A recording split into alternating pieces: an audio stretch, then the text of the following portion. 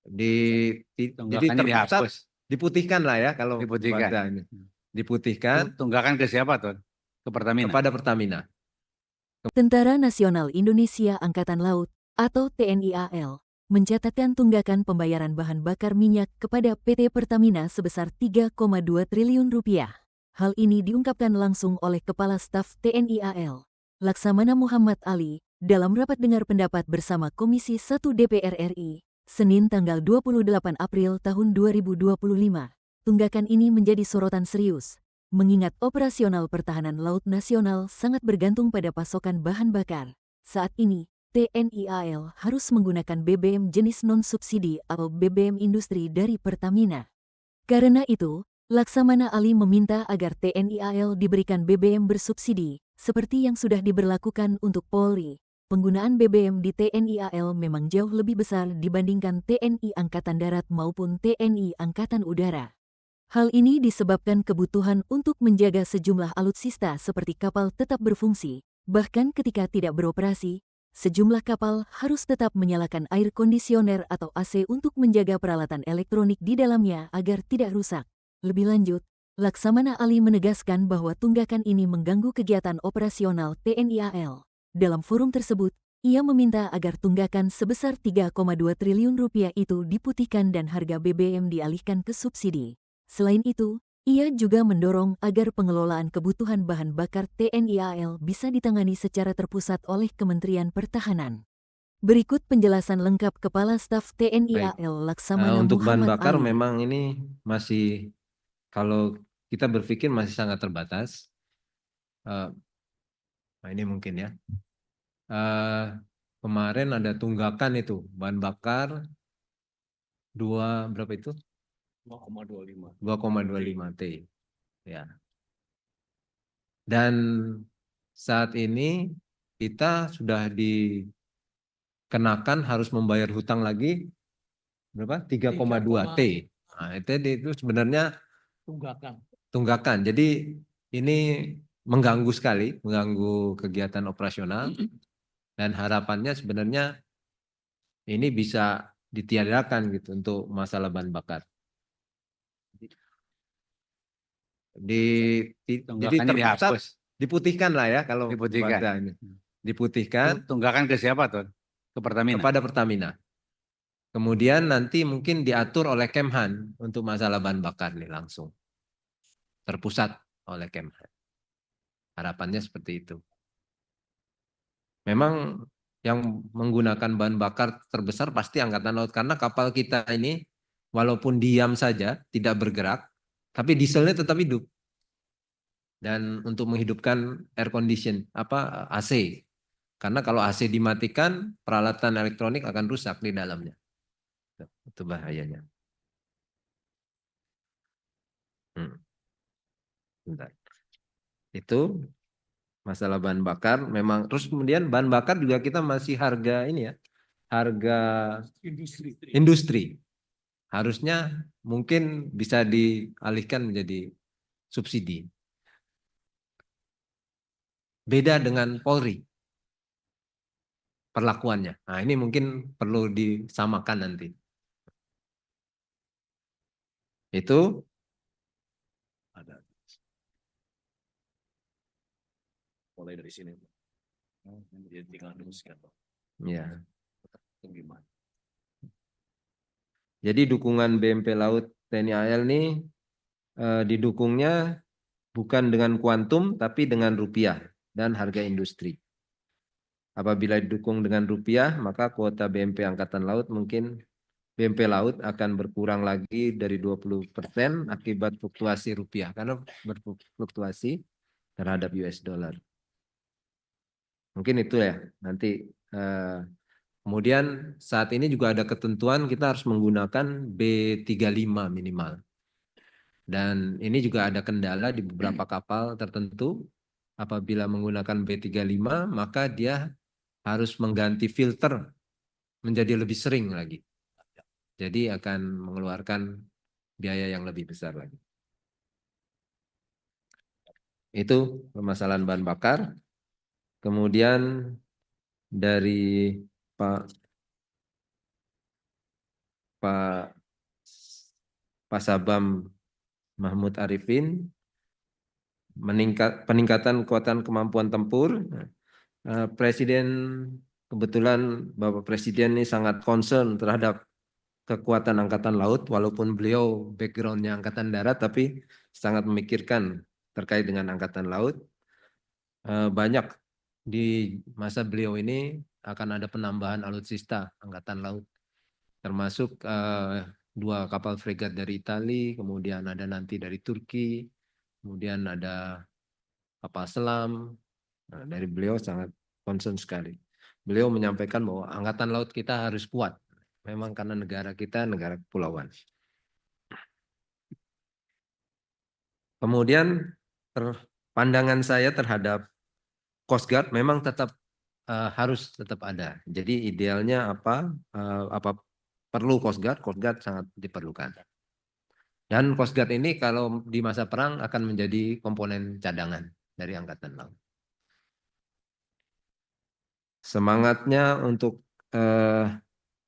penegakan hukum di laut juga bagaimana pembagian tugasnya bisa mencontoh dengan negara lain. Nanti memang sudah kita laksanakan sih FGD maupun seminar terkait Coast Guard ini. Pembagian tugasnya nanti seperti apa. Dulu waktu masih Bakor Kamla itu sebenarnya pembagian tugasnya cukup bagus. Dikoordinasikan dan semua happy gitu. Polisi, BKO Bakor Kamla, mereka happy. Angkatan Laut yang BKO Bakor Kamla juga seperti itu. Jadi dia koordinasinya sangat baik.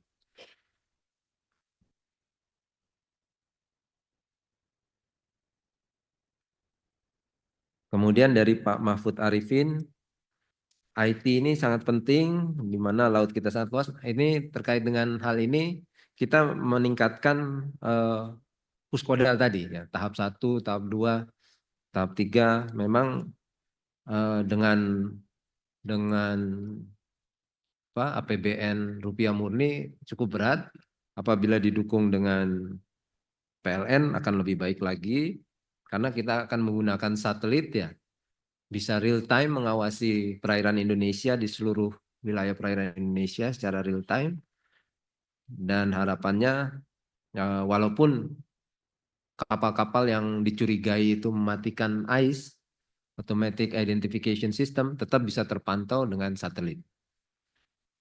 Dan untuk menggunakan satelit ini kita masih menyewa.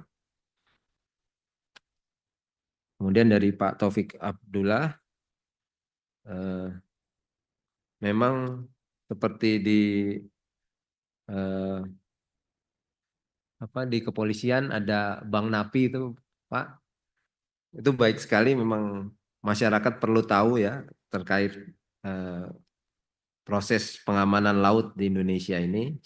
Untuk koordinasi dengan Menko Polkam kita sudah, jadi memang ada des di Polkam itu, Menko Polkam itu ada yang masalah penyelundupan terutama, itu Angkatan Laut dilibatkan di situ. Terutama masalah hal-hal yang terkait dengan keamanan laut. Jadi lebih ke OMSP sifatnya, tapi hal ini sudah dilakukan dan penangkapan terhadap kegiatan-kegiatan ilegal di laut kita selalu laporkan ke Polkam. Mohon maaf, pimpinan. Polkam. Mohon maaf, pimpinan. Ya. Maksud saya terkait dengan rencana pembentukan Undang-Undang Keamanan Laut itu sudah ada komunikasi apa belum? Sudah pernah Belum. diundang? Belum. Kalau itu Oke. belum. Oke. Terima kasih, Pak. Kemudian perintah dari Presiden untuk sinergitas tetap, masalah ego sektoral juga harus dihilangkan.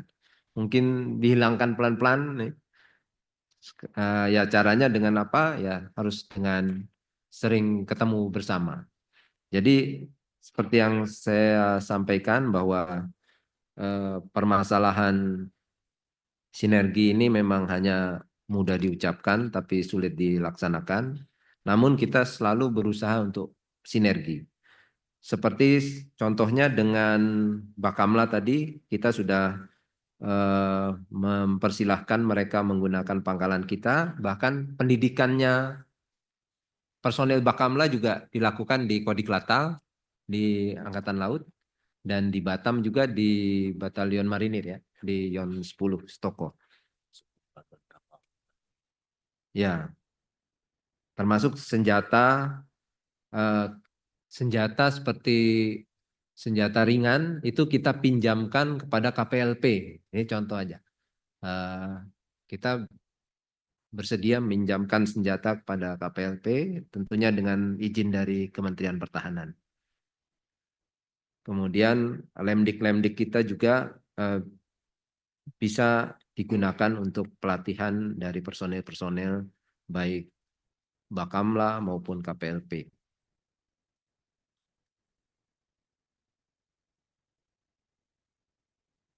Itu untuk positioning Coast Guard seperti apa, saya rasa nanti perlu dirapatkan bersama. Mungkin saya tidak bisa memberikan keputusan seperti apa nanti baiknya, tapi kita tetap mendukung terbentuknya Coast Guard. Kemarin pada saat melaksanakan multilateral naval exercise di Bali, kami juga mengundang Coast Guard pada saat membahas masalah International Maritime Security Symposium di Bali kemarin. Kemarin Angkatan Lautnya datang dari 38 negara di Bali, kita adakan pertemuan. Coast Guard juga kita undang, tapi hanya ada beberapa Coast Guard yang datang, tidak banyak. Tapi mereka juga sudah kita libatkan dalam bagaimana membahas menjaga keamanan maritim di kawasan, di regional. Jadi keamanan itu apa? Seperti yang tadi saya sampaikan di dalam paparan, mungkin keamanan laut itu harus bebas dari 4 ancaman itu. Pertama, ancaman tindak kekerasan di laut, kemudian bebas dari ancaman navigasi, bahaya navigasi, kemudian ancaman dari pencemaran lingkungan, kemudian dari kegiatan ilegal di laut. Jadi sekali lagi memang kata kuncinya tetap sinergi, Pak. Sinergi ini harus menyamakan kepentingan. Bagaimana biar kepentingannya sama, harus sering banyak bertemu bersama. Kalau sudah ketemu bersama atau mungkin dirotasi atau dilaksanakan patroli, misalnya kita pernah dulu mengundang, silahkan anggota misalnya Bea Cukai ikut patroli bersama kapal Angkatan Laut.